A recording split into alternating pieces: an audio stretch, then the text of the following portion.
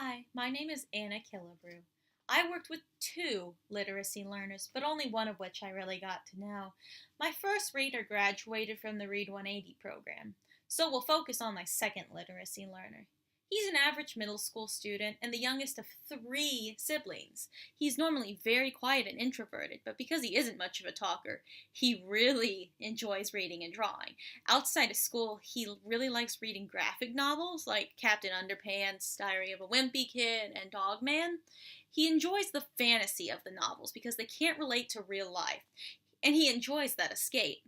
He also spends a lot of his free time in drawing and writing stories. He likes to make up his own characters and worlds and illustrate them as comics. His creativity was probably his strongest skill. He was a very visual learner. He liked discussing the visual aspects of the text and trying to visualize it because of his own interest in storytelling and writing. He liked to look at the metaphors and descriptions to make himself a better writer. That interest guaranteed he was always ready to and read and excited.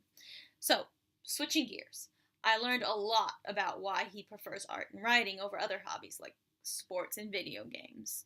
He's the youngest of three siblings. He has an older brother who goes to LCC and a sister who works in medicine. Since he's the youngest, he doesn't talk a lot at home. Then, when he was a kid, he said his favorite book was SpongeBob SquarePants' Christmas book that his mother would read to him a lot. So he grew up really liking stories. His parents encouraged his writing and always buy in the newest Diary of a Wimpy Kid book as soon as it comes out. They also read his comics and stories and talk about them with him. They're very encouraging about that work. That encouragement really shows in his willingness to share his ideas and opinions on the text. He was always excited to discuss what was happening, even if he started off shy and quiet. Having explained this, I didn't originally understand why my learner was in Read 180. When I asked what he found himself struggling with, he provided me with an example of when he was struggling.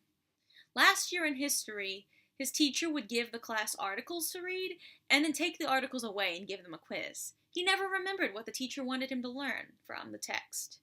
His main problem was interpreting specific purposes for reading.